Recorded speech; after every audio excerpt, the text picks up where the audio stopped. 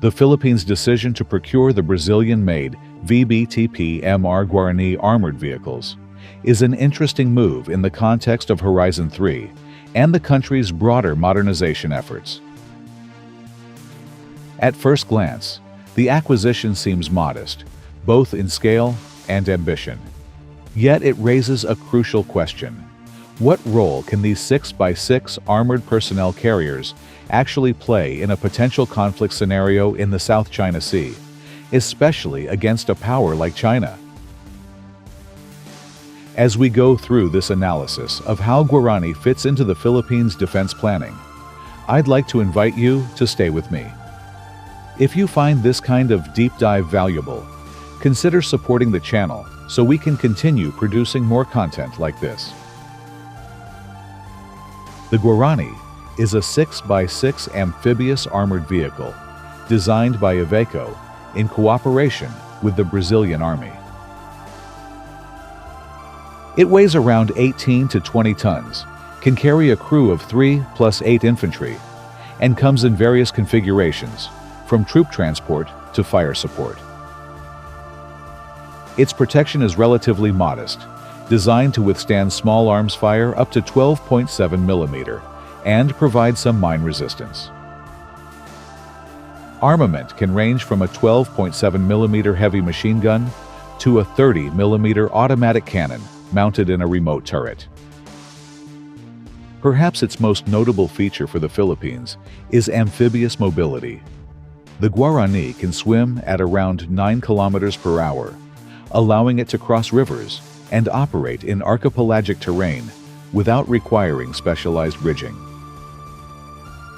For the Philippine Army, the Guarani represents a step up from the aging fleet of M113s and V150, V300 vehicles that have been the backbone of its mechanized units for decades. Most of those platforms date back to the Cold War, and despite upgrades, they are increasingly obsolete. Guarani provides not just a newer chassis, but also improved crew survivability and more modular options for future adaptation. The Army envisions deploying them with new mechanized infantry battalions and potentially in rapid reaction units that could be stationed in critical areas like Palawan or Luzon. In an internal security context, the Guarani could be genuinely useful. Against lightly armed insurgents or in peacekeeping roles, it provides mobility, protection, and firepower well suited to the Philippine environment.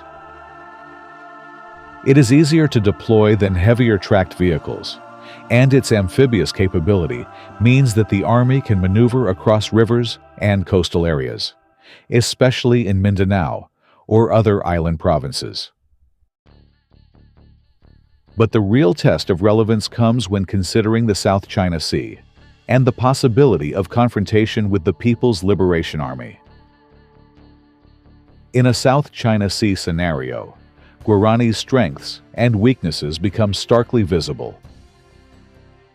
On the one hand, its amphibious capability and relatively light weight make it suitable for moving around the larger Philippine islands, offering some flexibility in coastal defense and rapid troop movements.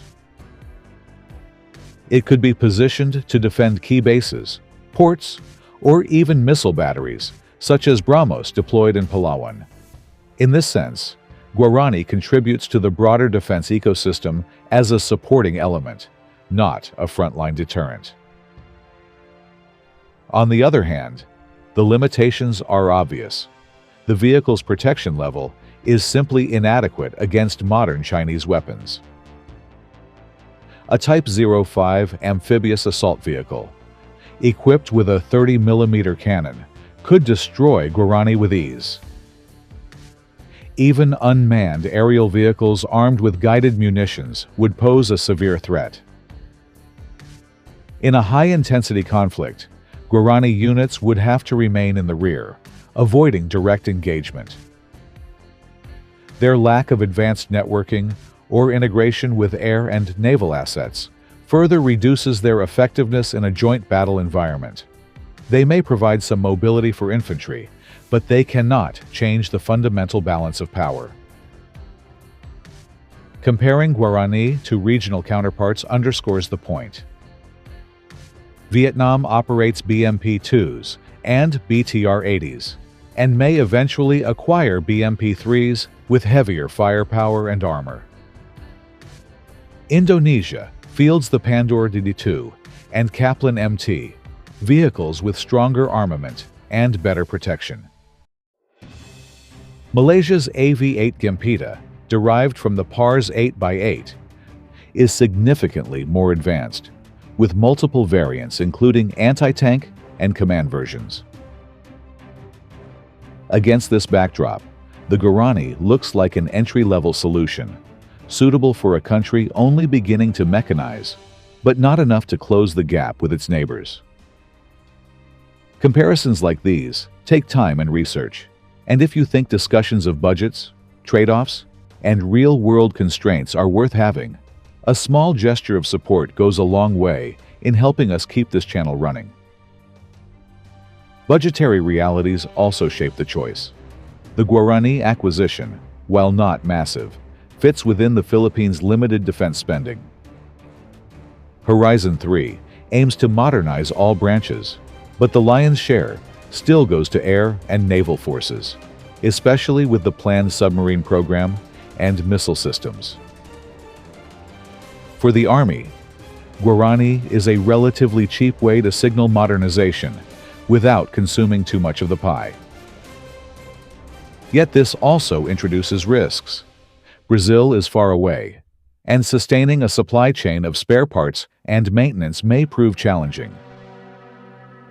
A small fleet could face readiness issues if logistics falter. What appears cheap in procurement may become expensive in sustainment. Strategically, the Guarani is not a game changer.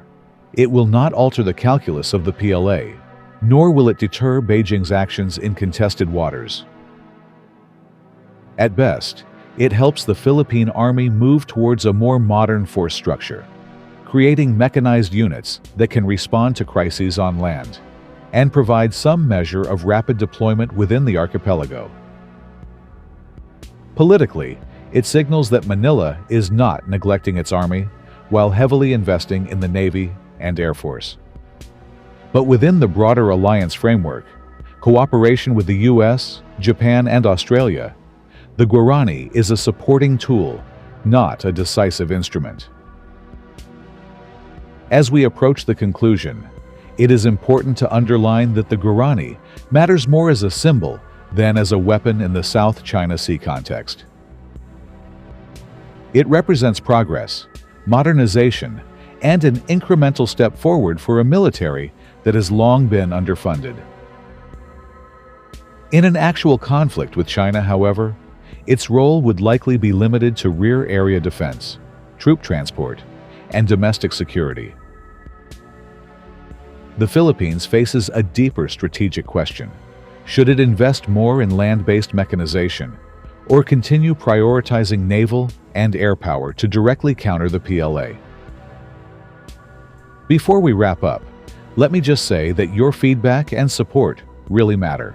Subscribing, sharing, or even just leaving a comment helps strengthen this community of people who want honest, fact-driven defense analysis.